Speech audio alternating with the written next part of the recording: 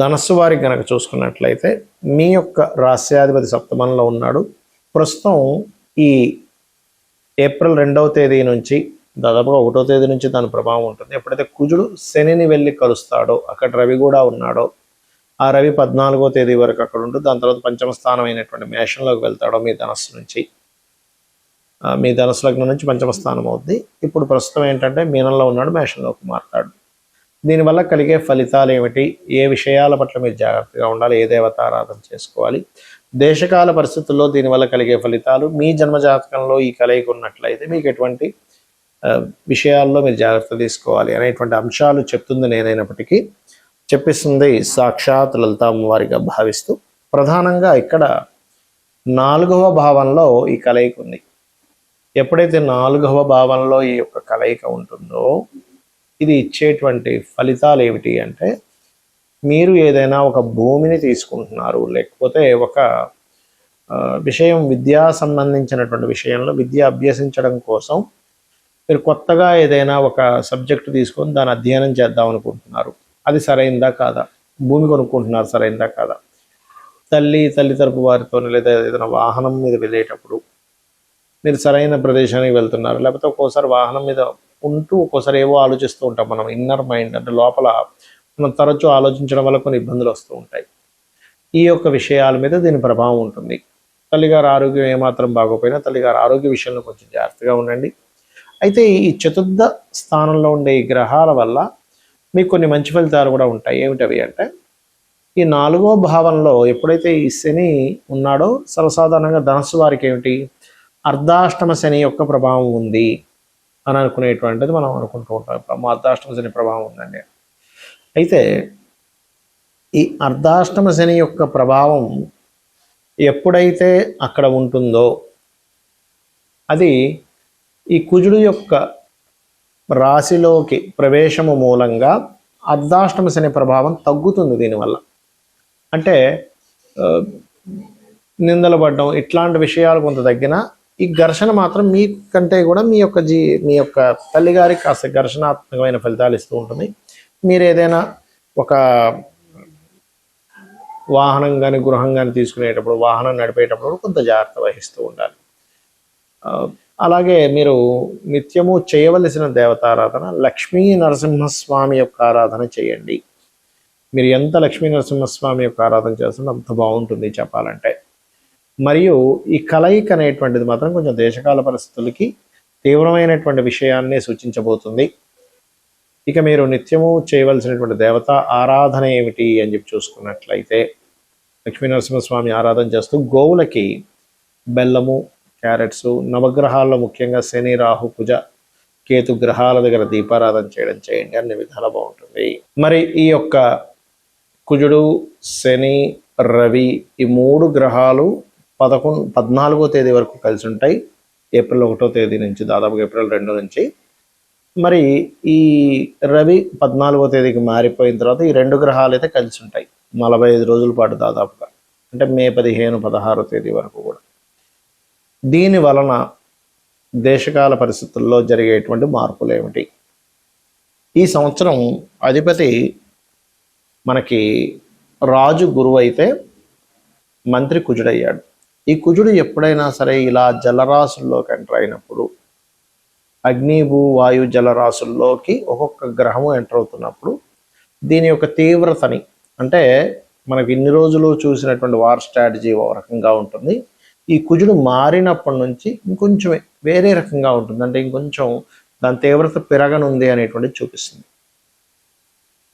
కాబట్టి ఏంటంటే మనకి మీరు గమనించండి, ఇజ్రాయెల్ దేశానికి సంబంధించిన విషయంలో కొంచెం తీవ్రమైనటువంటి యుద్ధ వాతావరణం వల్ల అక్కడ ఉండేటువంటి ప్రజలకు ఎక్కువ ఇబ్బంది ఉంటుంది. దీనికి కారణం ఏమిటి అంటే, మనకి ప్రకృతిలో కొన్ని సంకేతాలు జరుగుతూ ఉంటాయి.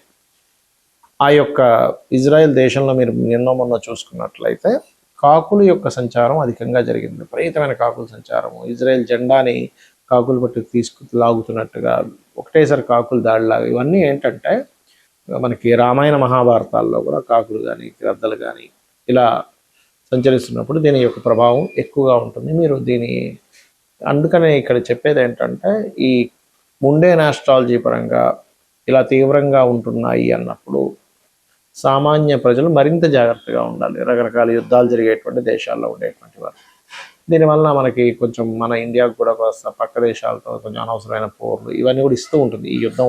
ఎందుకంటే ఇది ఖచ్చితంగా 3వ ప్రపంచ యుద్ధానికి దారితీస్తుంది, అందులో ఎటువంటి సందేహం లేదు. నేను చాలా కాలంగా చెప్తూ వస్తున్నాను. మరి ఎవరి పర్సనల్ చార్ట్లో అయినా ఇలాగా కుజుడు శని కలిసి ఉంటే ఏమిటి? ఇక్కడ ఏంటంటే ఈ 2 గ్రహాలు ఒక రకంగా చెప్పాలంటే శక్తిని ఇచ్చేటువంటి గ్రహాలుగా కూడా చెప్తారు. ఎనర్జీ అంటే వాళ్ళు ఏదో ఏమీ చేతగానట్టుగా లేకపోతే చాలా స్లోగా ఉండడం ఇలా ఉండరు. వాళ్ళు చాలా చాలా ఉత్సాహంగా, చాలా హైపర్ అంటారు చూసారా, చాలా కోప స్వభావంగాను ఈ తత్వాన్ని ఇస్తుంది. అలా అని వీళ్ళు కోపం ఉంటుందేమో కానీ ధర్మంగా ఉండే వ్యక్తులు చెప్పాలంటే శని కుజులు కలిసి ఉంటాయి. అంటే ఏదన్నా సరే మొహం మీద చెప్పేసేయడం, మనసులో ఏది పెట్టుకోకపోవడం.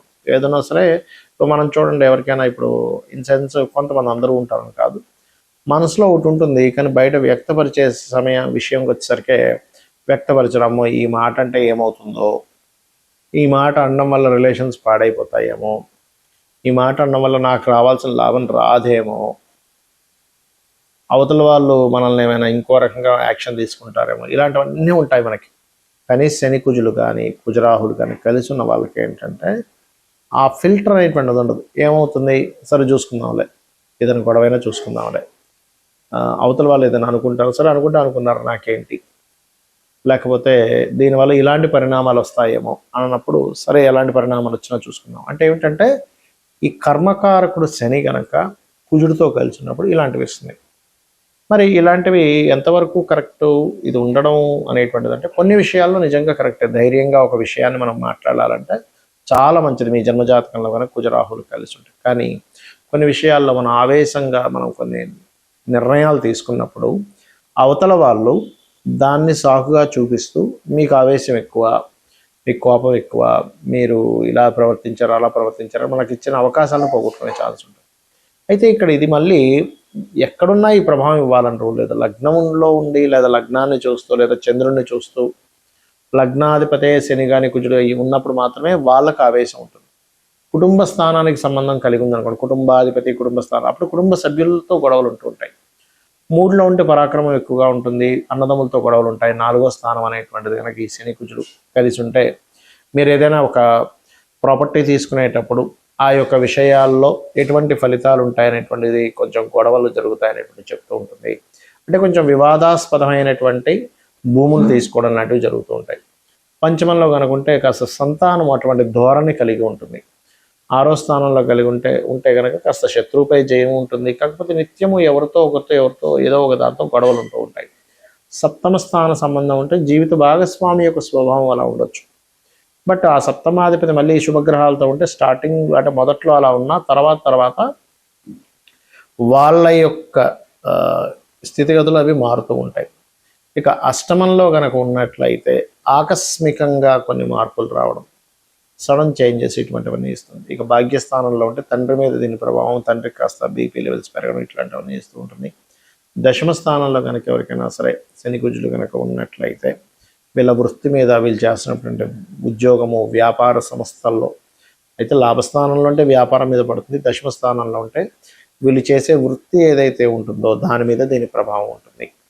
ఇక ద్వాదశంలో కనుక ఉన్నట్లయితే దాని యొక్క ప్రభావం దేని మీద ఉంటుంది ఏమిటి అని చెప్పి చూసుకున్నట్లయితే ఇక్కడ ఈ స్థానం ఏదైతే ఉందో 12వ స్థానంలో ఇది తండ్రి యొక్క ఆస్తి మీద, వివాహ జీవితం మీద ప్రభావం ఉంటుంది. మరి దీనికి ఏమిటి, ఎవరికైనా ఇలా ఉండి ఈ యొక్క ప్రభావం మీరు అనుభవిస్తున్నారు అన్నప్పుడు మీరు నవగ్రహాలలో ముఖ్యంగా శని కుజ గ్రహాల దగ్గర ఇంకా ఇంకొక పాపగ్రహం ఏదైనా కలిసి, ఉదాహరణకు రాహు కూడా కలిశాడు, అప్పుడు ఆ 3 గ్రహాలకి దీపారాధన చేయండి. నెంబర్ 1. ఇక రెండవ విషయం ఏమిటి అంటే ఇక్కడ దీంతో పాటు మీరు చేయవలసినటువంటి మరొక విషయం ఆంజనేయ స్వామి యొక్క ఆలయాలకు వెళ్ళడము, చండీ పారాయణం చేయడం చేస్తుండాలి. దీనివల్ల ఏమవుతుందంటే కొన్నిసార్లు మనం ఆవేశపూరితంగా తీసుకునేటువంటి నిర్ణయాలు ఏవైతే ఉంటాయో ఆ యొక్క నిర్ణయాల మూలంగా ఇబ్బంది మనం పడకుండా ఉంటాము ఇది చేయడం వల్ల. అదేవిధంగా అభిషేకాలు చేయించడము, గోవులకు కాస్త క్యారెట్స్ బెల్లము తినిపించడం, ఇవి చేయండి. మీ జన్మజాతకాల్లో ఒకవేళ ఈ యొక్క కలయిక ఉన్నా కూడా మీకు ఇబ్బంది కలగకుండా ఉంటుంది. శ్రీమాత్రేయ నమః.